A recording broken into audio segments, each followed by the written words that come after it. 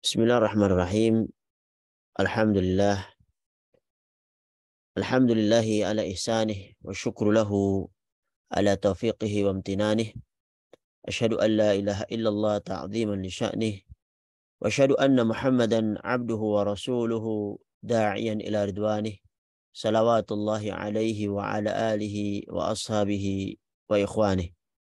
Qala ta'ala ya ayyuhalladzina amanu taqullaha haqqa tuqatih wa la tamutunna illa wa antum muslimun. Allahumma 'allimna ma yanfa'una wanfa'na bima 'allamtana wa zidna 'ilman ya rabbal alamin. Rabbi shrah li sadri wa yassir li amri wahlul 'uqdatam min lisani yafqahu qawli, amma ba'du.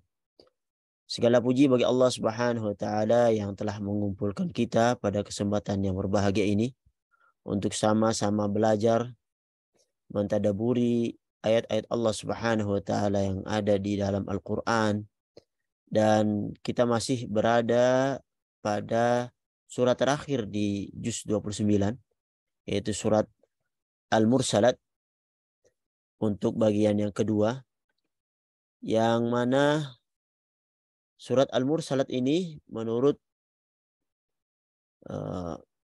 urutan Al-Quran, dia urutannya adalah surat yang ke-77 yang terdiri dari 50 ayat, dan dia termasuk surat Makkiyah, yaitu surat yang turun sebelum hijrahnya beliau Shallallahu Alaihi Wasallam ke Madinah menurut pendapat yang sahih.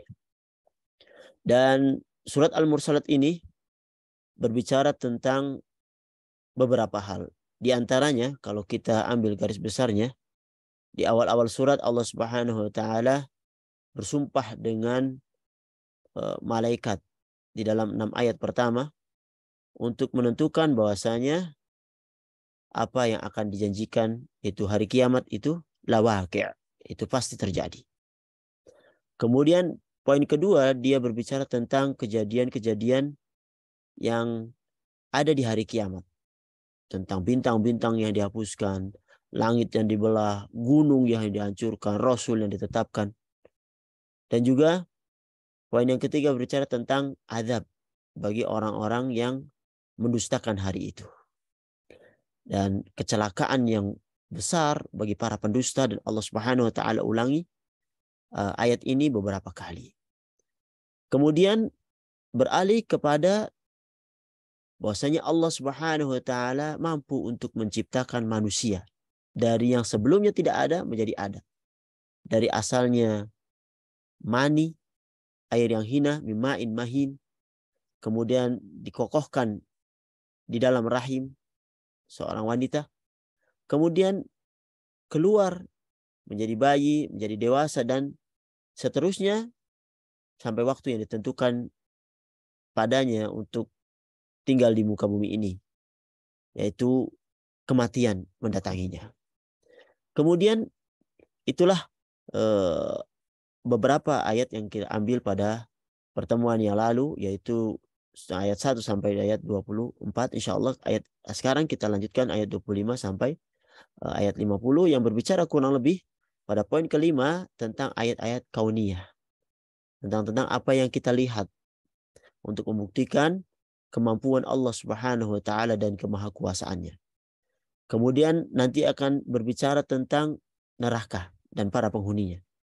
Kemudian di akhir ayat berbicara tentang nikmat yang akan diberikan kepada orang-orang yang bertakwa dan mengimani hari kiamat itu, dan mengisi kehidupan dunianya ini dengan beramal saleh, amal-amal yang Allah Subhanahu wa taala ridhai. Dan pada ayat yang terakhir Allah Subhanahu wa taala tekankan kepada kitab mana lagi yang akan engkau imani tentang pembicaraan tentang hari kiamat ini kecuali kepada Al-Quran.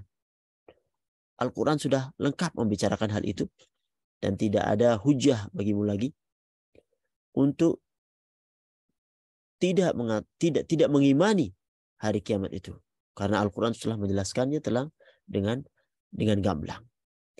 Baik para hadirin yang rahmati Allah Subhanahu wa taala, Sebelum kita masuk kepada tafsir ringkas, kita mencoba tilawah dulu untuk ayat yang ke-25 sampai ayat yang terakhir. A'udzu billahi minasy syaithanir rajim. Bismillahirrahmanirrahim. Alam naj'alil arda kifata ahya'an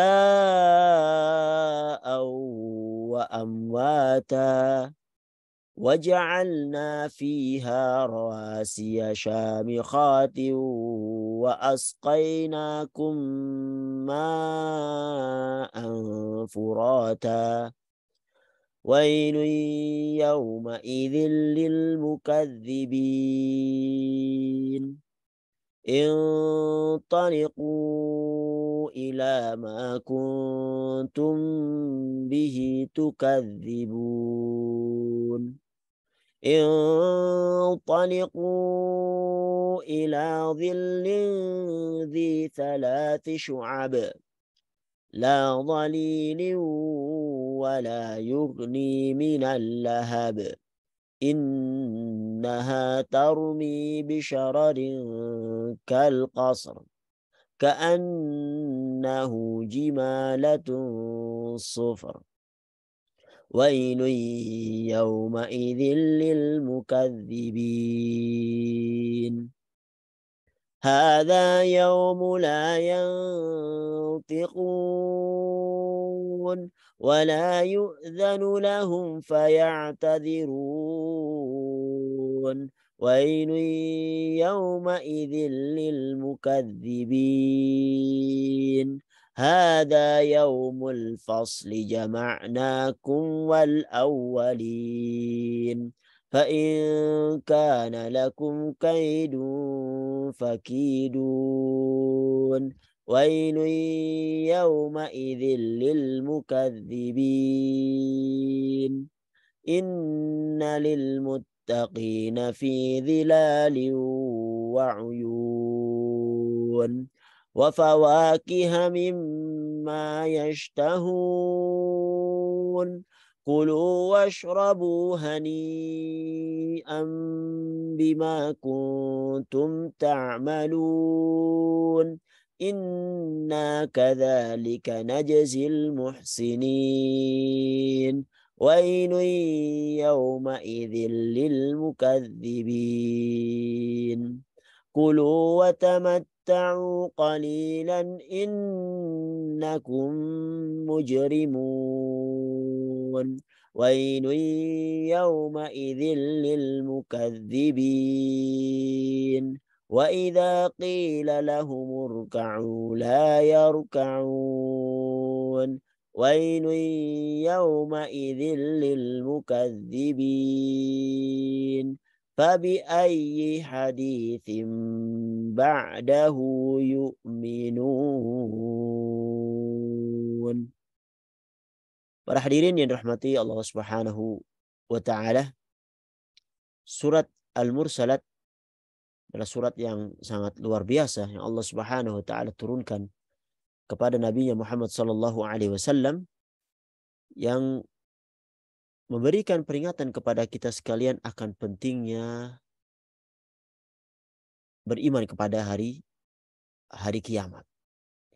Yang beriman yang iman ini yang bisa mendorong seorang untuk beramal dengan mempersiapkan hal-hal yang nantinya akan ditanya oleh Allah Subhanahu wa taala.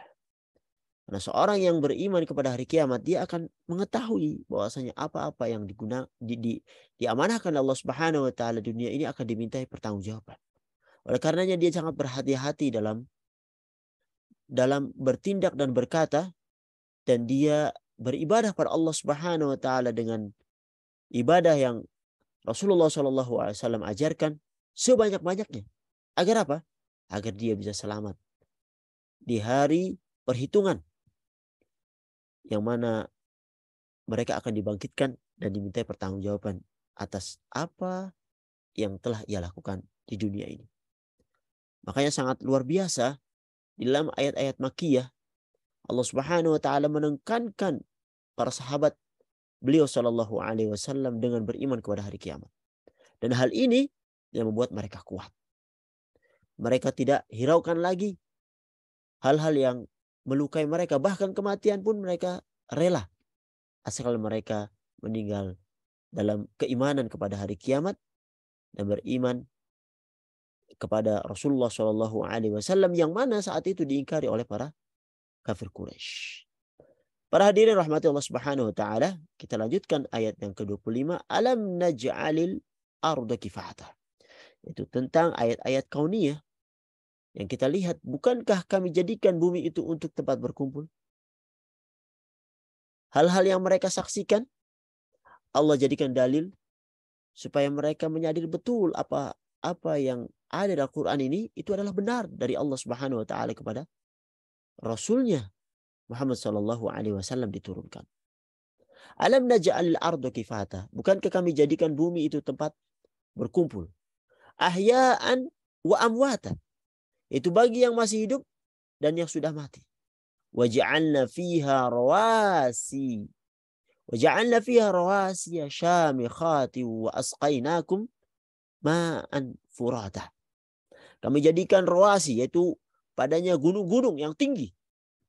Dan kami beri minum kamu itu dengan ma'an furata, dengan air tawar. Wailu yawma idzil lil mukadzibin. Celakalah pada hari itu bagi mereka yang mendustakan kebenaran ini. Allah Subhanahu wa taala mengingatkan tentang dalil yang ketiga untuk menetapkan adanya hari kiamat. Alam naj'alil arda kifata ahya'a wa amwata. Bukan kami jadikan bumi itu tempat berkumpul bagi yang masih hidup dan yang sudah mati. Kata kifata dalam bahasa Arab itu bermakna menggabungkan. Sebagaimana misalnya di sebuah hadis yang disampaikan oleh Abdullah bin Abbas radhiyallahu anhuma, perkataan Nabi sallallahu alaihi wasallam, umirtu an asjuda ala sab'ati a'dhum, ala al-jabha wa syarb yadihi ala anfihi wal yadaini wa rukbataini wa atrafil qadamaini wala nakfitat at-tiyabu wasyar. Nabi Shallallahu alaihi wasallam berkata, aku diperintahkan bersujud dengan 7 bagian anggota badan, yaitu dahi, termasuk juga hidung, telapak tangan kanan dan kiri, lutut kanan kiri, dan ujung kaki kanan dan kiri. Dan kami dilarang mengumpulkan pakaian dan rambut. Wala nakfita thiyaba wasyar. Di sini ada kata nakfita, yani al-kaft dalam hadis ini. Maksudnya adalah seorang itu dilarang menggabungkan antara atau melipat kainnya ketika sholat. Jadi para ulama menyebutkan di antara hikmahnya adalah karena sholat yani dengan melipat pakaian terlebih dahulu seakan-akan itu menunjukkan kesombongan. Jadi oleh karenanya hendaknya seorang itu membiarkan pakaiannya itu menyentuh tanah dan membiarkan rambutnya itu terurai. Jadi maksudnya adalah Allah Subhanahu wa taala di ayat ini adalah bumi itu dijadikan tempat untuk mengumpulkan manusia. Yang masih hidup berada di bumi dan yang telah mati pun berada di bumi. Cuma bedanya yang hidup itu di atas dan yang meninggal itu ada di bawah, yaitu di kuburan. Jadi Allah Subhanahu wa taala menjelaskan tentang fungsi dari bumi, yaitu adalah tempat dikumpulkannya manusia. Yang hidup dikumpulkan di atas bumi dan yang meninggal dikumpulkan di dalam bumi.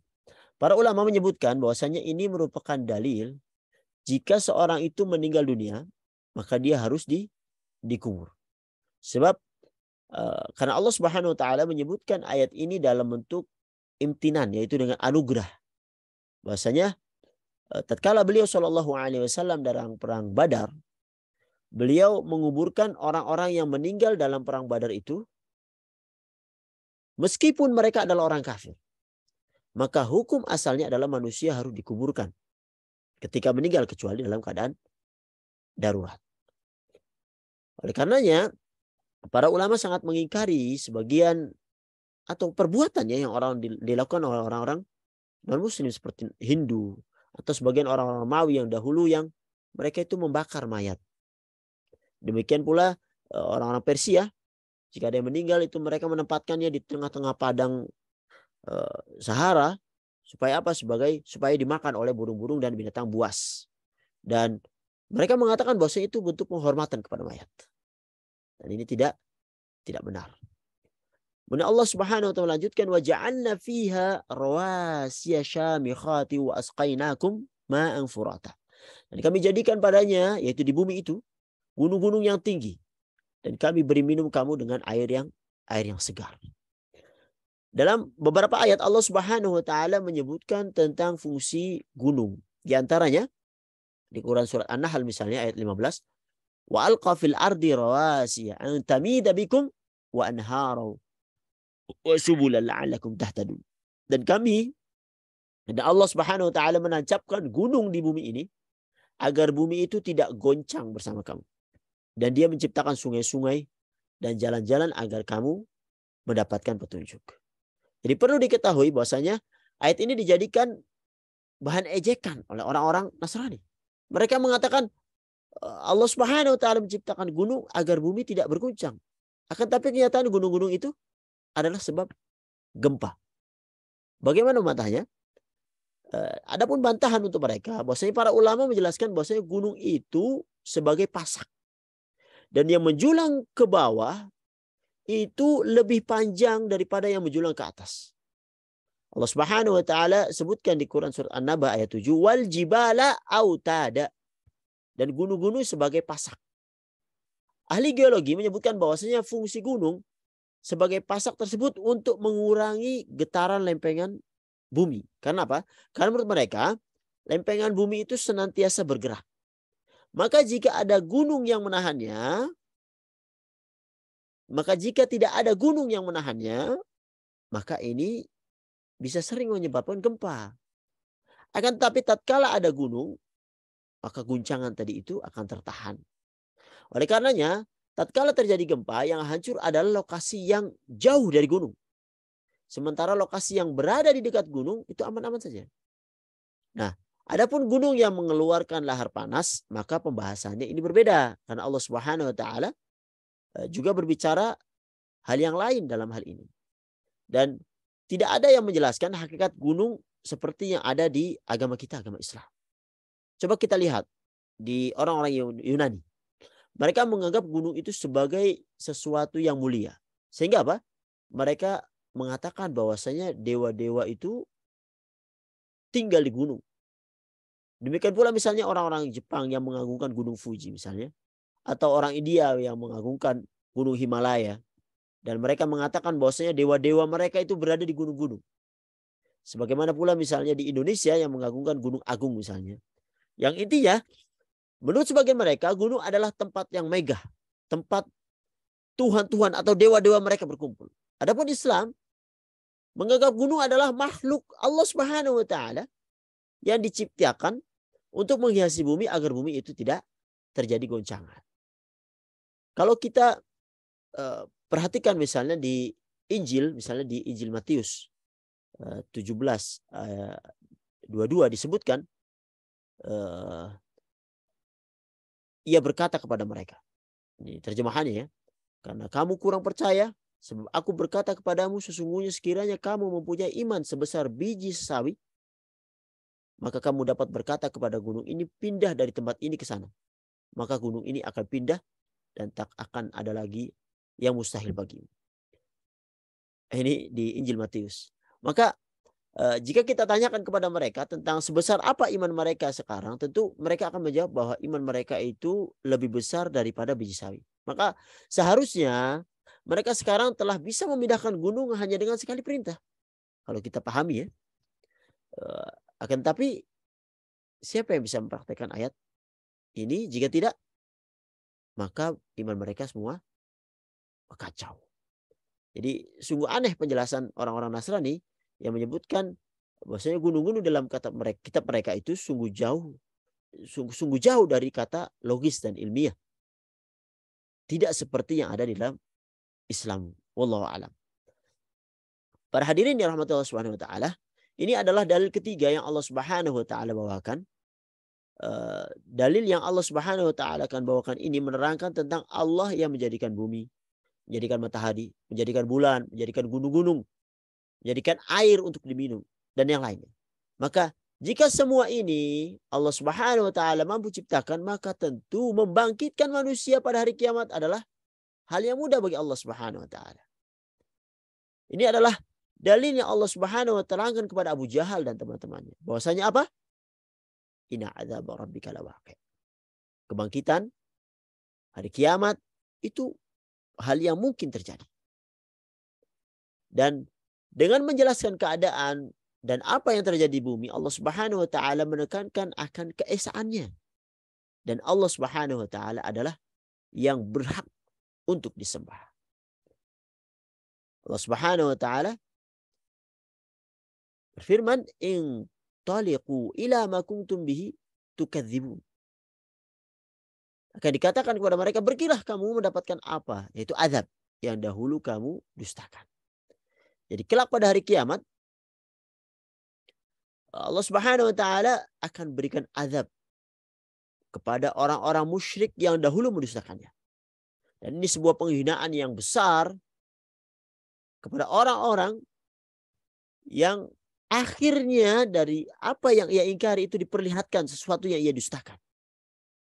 Terlebih lagi ini adalah orang-orang musyrik yang menantang untuk didatangkan azab di dunia ini. Maka pada hari kiamat mereka akan menuju apa-apa yang mereka dustakan di dunia ini. Mereka akan disiksa dengannya. Intaliqu ila dhilli dhi thalathi syu'ab. Pergilah kamu mendapatkan naungan. Naungan dari asap api neraka yang mempunyai thalathi syu'ab. 3 cabang. La dhalili wa la yughni minal lahab. Yang tidak melindungi dan tidak pula menolak api neraka. Dhil adalah sebutan terhadap dhil itu bayangan atau naungan yang digunakan untuk berteduh.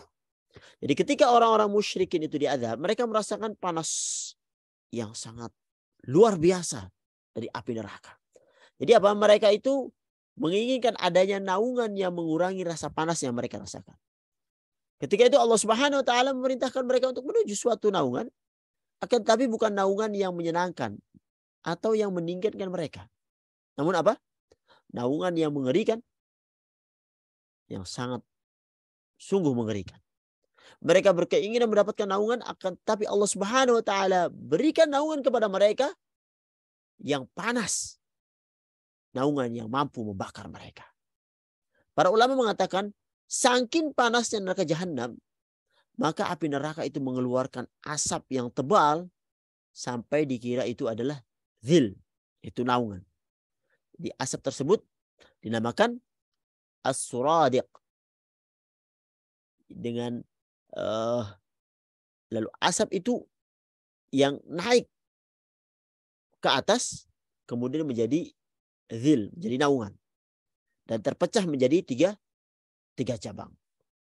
Allah Subhanahu wa taala menambah siksaan mereka dengan beberapa hal di hari kiamat nanti. Di nerakanya Allah Subhanahu wa taala. Allah Subhanahu wa taala mengejek, menghinakan mereka dengan menyebut asap yang tebal lagi sangat panas dengan sebutan naungan. Yang mana pada hari itu mereka benar-benar mengharapkan naungan itu untuk meringankan rasa sakit mereka, tetapi apa? Tapi mereka tidak mendapatkannya. Allah Subhanahu wa taala juga mengumpulkan mereka pada satu naungan asap sehingga bertambahlah azab mereka karena mereka berdesak-desakan ke sana dan rasa sakit itu akan bertambah dan bertambah dan semakin bertambah karena desak-desakan mereka. Mungkin sebagai pendekatannya, seorang yang haus dan membutuhkan air minum, dan ternyata orang yang melihatnya mengatakan kepadanya, silakan minum, silakan minum. Dan ketika hendak minumnya, ternyata ia diberikan bejana yang tidak ada airnya.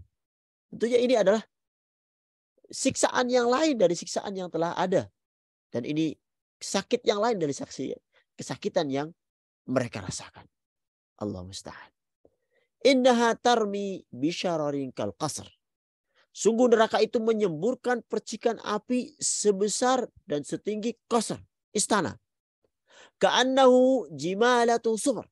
Seakan-akan iringan unta yang kekuning-kuningan. Wailu yauma idzin lil mukadzibin. Kecelakaanlah pada hari itu bagi orang yang mendustakan.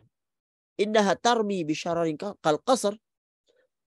Ayat ini menerangkan betapa dahsyatnya api neraka tersebut. Sampai-sampai percikannya saja bisa sebesar kal qasr, setinggi istana. Kemudian Allah lanjutkan, ka'annahu jimalatun sufar. Seakan-akan iringan-iringan unta yang kekuning-kuningan. Jadi di antara salah satu pendapat bahwasanya dahulu orang-orang Arab itu menamakan jimalatu sufar kepada al-ibil al-aswad, yaitu unta-unta yang hitam. Karena apa? Hanya saja warna hitamnya itu kekuning-kuningan. Akan tapi maksudnya adalah di sini adalah warnanya warna hitam. Dari sini para ulama mengatakan bahwasanya ayat ini merupakan dalil bahwasanya api neraka itu bukan merah tetapi hitam. Karena apa? Karena saking panasnya.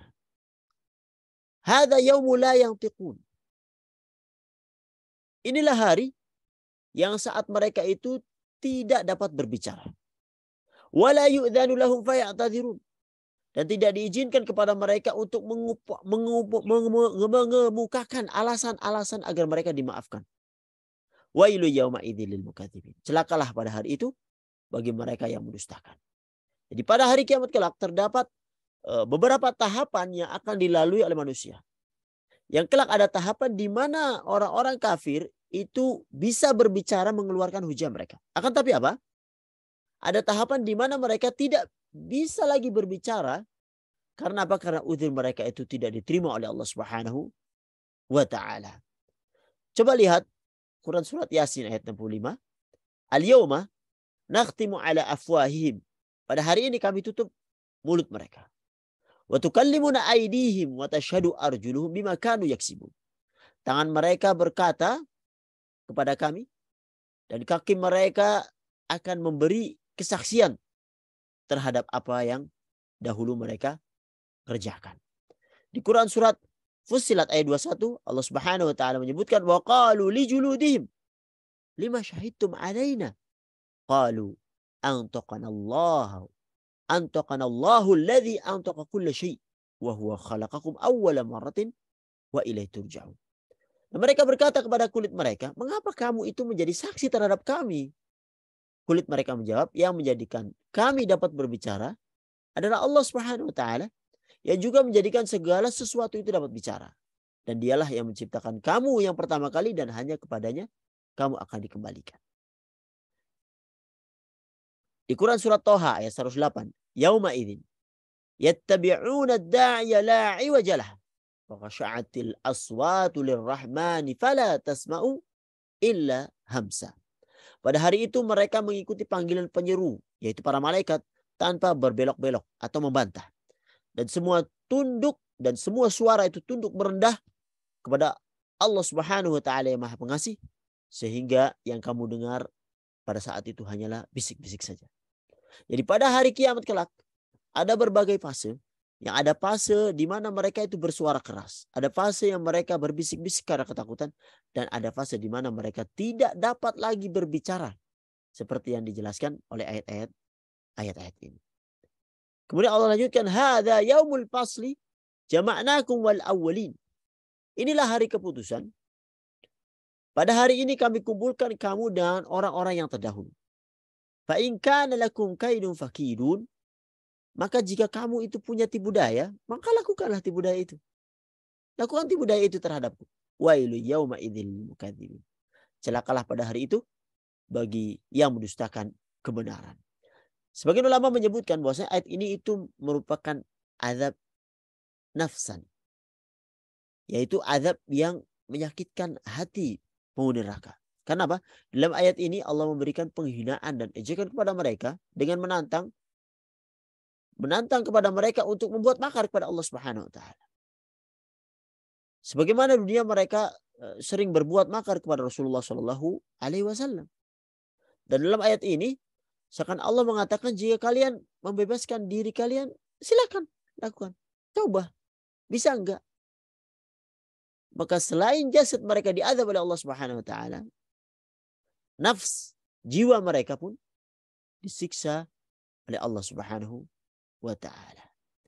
Kemudian beralih pembicaraan terhadap orang-orang yang beriman. Apa yang akan didapatkan dan diberikan kepada mereka? Innalil muttaqina fi dhilali wa uyun. Sungguh orang-orang yang bertakwa itu berada dalam naungan, itu pepohonan di surga yang teduh, wa uyun, yang ada di sekitar mata air.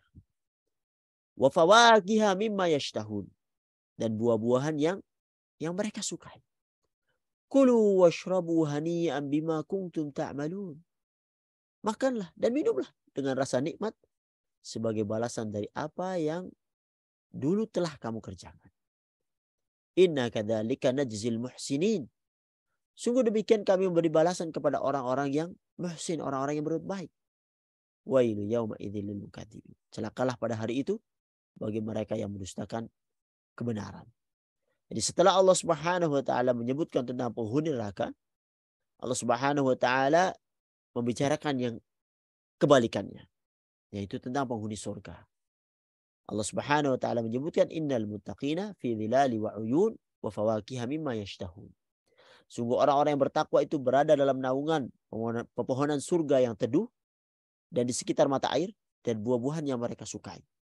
Kalau naungan orang-orang kafir adalah asap yang sangat panas, maka naungan orang-orang yang bertakwa adalah pohon-pohon yang rindang bersama keluarga mereka.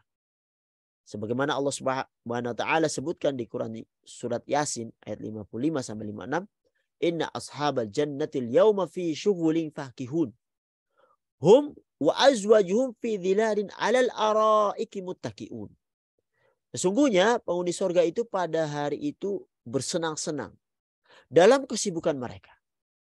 Mereka dan pasangan-pasangan mereka itu berada dalam tempat yang teduh, bersandar di atas dipan-dipan. Masya Allah.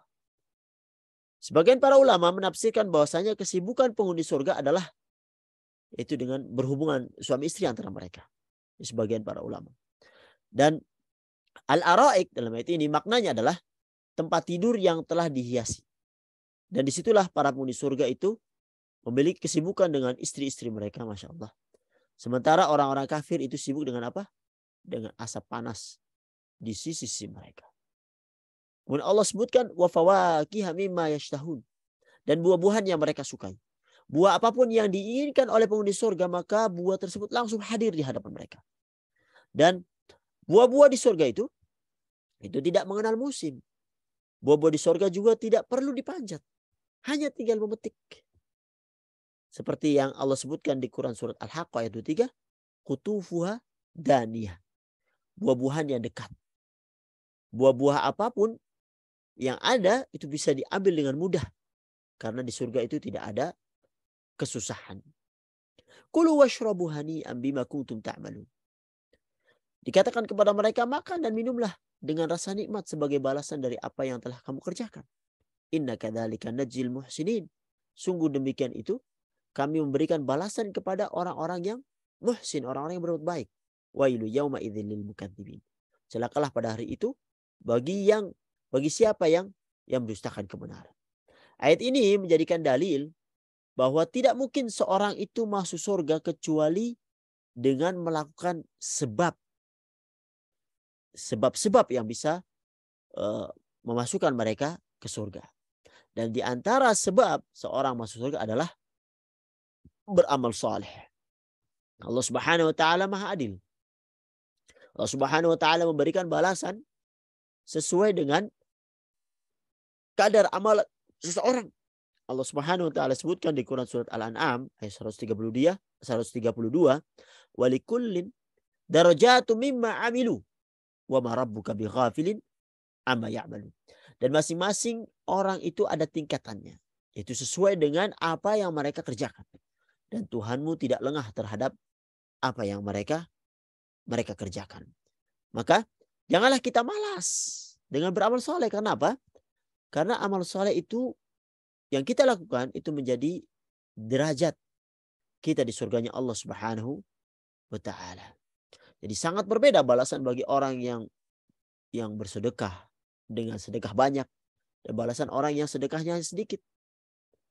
Akan berbeda orang yang membaca Quran dengan bacaan yang banyak dengan yang baca Quran sedikit. Oleh karena itu, kita akan dimasukkan Allah Subhanahu wa taala dengan rahmatnya, akan tetapi untuk mendapatkan rahmat Allah Subhanahu wa taala itu kita melakukan sebab, yaitu beramal soleh.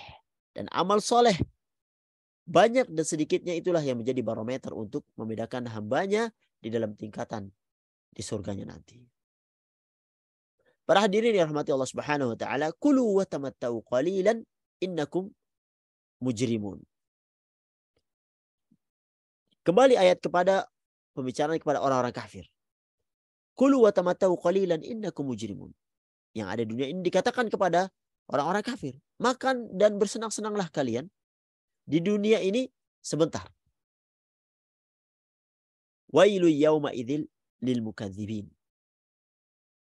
Innakum mujrimun, kulu wa tamattau qalilan innakum mujrimun. Sesungguhnya kamu itu orang-orang yang durhaka.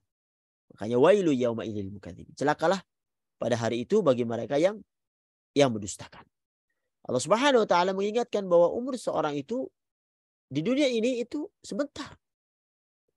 Paling panjang umur seorang 80, 100 itu pun jarang ya. Datang kematian sebelum umur itu. Kalaupun umurnya panjang, tentunya yang dinikmati itu akan sedikit. Karena apa? Dia akan tua, lemah, rabun, tidak bisa menikmati apa yang Allah Subhanahu wa taala berikan kepadanya. Semakin tua seorang, semakin hilang nikmat yang Allah berikan. Dan Allah Subhanahu wa taala mempersilakan kepada orang-orang kafir. Silakan bersenang-senang di dunia. Bersenang-senang sebentar aja, silakan. Dan perintah di sini itu digunakan untuk peringatan. Peringatan kepada mereka bahwasanya apa yang mereka makan di dunia ini itu hanya sedikit. Dan tidak ada apa-apanya dibandingkan dengan tempat kembalinya mereka, itu azab yang abadi di neraka kelak.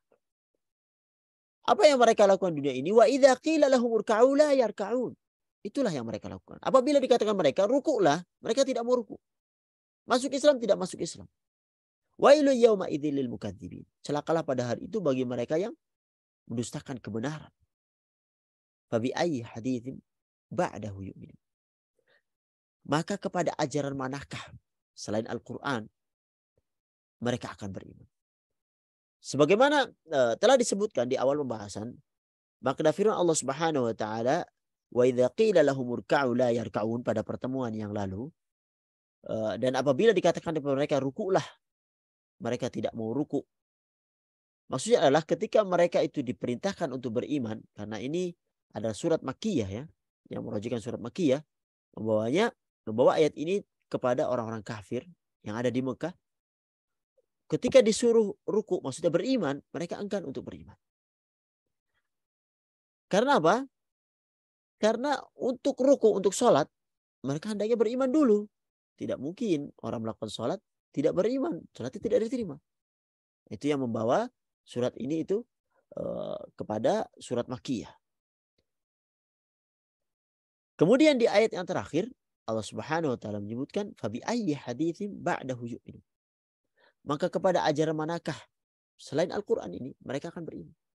Jika Al-Quran telah begitu tegas kepada mereka, memberikan dalil-dalil yang sangat banyak, yang memberikan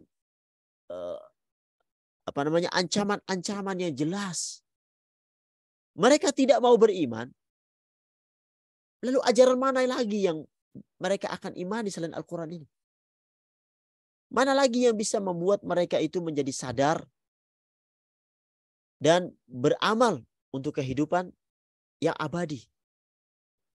Kalau mereka tidak beriman kepada Al-Quran, tidak kembali kepada Al-Quran, tidak mengimani apa yang ada di Al-Quran, tidak berguna hal-hal yang lain selain Al-Quran. Ini menunjukkan tentang pentingnya kita berpegang teguh dengan Al-Quran. Memahami apa yang ada di dalam Al-Quran untuk kita amalkan untuk menjadi pedoman kita dalam kehidupan agar kita bisa selamat. Karena apa? Di dalam Al-Quran ini sangat banyak peringatan-peringatan tentang hakikat dari dunia ini. Ditunjukkan di sana. Ditunjukkan tujuan engkau diciptakan. Wa ma khalaqtul jinna wal insa illa liya'budun. Tidaklah engkau diciptakan jin dan manusia itu kecuali untuk beribadah, ya untuk beribadah saja. Sehingga apa? Seorang yang tidak memahami hal ini, maka dia akan beramal dengan amalan yang tidak sesuai dari apa yang pencipta itu inginkan. Sehingga apa? Sehingga ia akan menempuh kepada jalan kesesatan. Oleh karenanya, para hadirin rahmatullah subhanahu wa ta'ala, ini sangat disadari sekali oleh orang-orang yang hendak menyimpangkan kaum muslimin dari jalan yang benar. Mereka menjauhkan kaum muslimin itu dari kitabnya, dari Al-Quran. Dijauhkan dari itu. Supaya mereka tidak tahu. Tidak tahu hakikat dari kehidupan. Bahkan seandainya mereka sudah tahu pun, mereka disibukkan dengan cara membaca. Mereka disibukkan dengan hal-hal yang tidak sesuai tidak sesuai dengan kehendak atau tujuan daripada Quran itu diturunkan sebagai petunjuk. Dan lebih parah daripada itu, banyak kaum muslimin bahkan tidak bisa membaca Al-Quran. Dan gerakan lain yang mereka lakukan menjauhkan muslimin itu dari bahasa Arab. Karena apa? Bahaya. Kalau kaum muslimin bisa membaca Al-Quran, kemudian bisa berbahasa Arab, mereka akan memahami isinya. Paling tidak tahu. Kalau membaca saja tidak bisa, kemudian dijauhkan juga dari bahasa Arab. Bahkan seolah-olah bahasa lain itu lebih baik daripada bahasa Arab. Yang mana bahasa Arab Allah Subhanahu wa ta'ala turunkan Al-Quran yang mulia ini. Dan itulah yang membuat mereka tersesat. Dan ini sangat dipahami oleh musuh-musuh Islam. Oleh karenanya para hadirin rahmatullah subhanahu wa ta'ala, ayat terakhir dari surat Al-Mursalat ini memberikan pelajaran yang sangat besar bagi kita untuk kembali kepada Al-Quran. Kemudian juga mempelajari bahasa Arab. Bahasa yang mana Al-Quran itu diturunkan. Sehingga dengannya bisa membantu kita untuk bisa memahami apa yang Allah Subhanahu wa ta'ala inginkan untuk kita sekalian dalam mencapai keselamatan di dunia dan di akhirat kelak. Mudah-mudahan Allah Subhanahu wa ta'ala membimbing kita sekalian untuk menempuh jalan yang lurus, ihdinas siratal mustaqim, jalan yang Allah Subhanahu wa ta'ala ridhai, sehingga kita bisa selamat di dunia dan di akhirat, dan kita diberi kemampuan, diberi taufik untuk beramal sehingga bisa kita dimasukkan ke surganya Allah Subhanahu wa ta'ala yang penuh dengan kenikmatan. Inilah yang bisa kami sampaikan pada kesempatan kali ini. Mudah-mudahan bermanfaat bagi kami pribadi dan ikhwas sekalian. Hadza sallallahu ala Muhammad wa ala alihi wa sahbihi ajma'in. Assalamualaikum warahmatullahi wabarakatuh.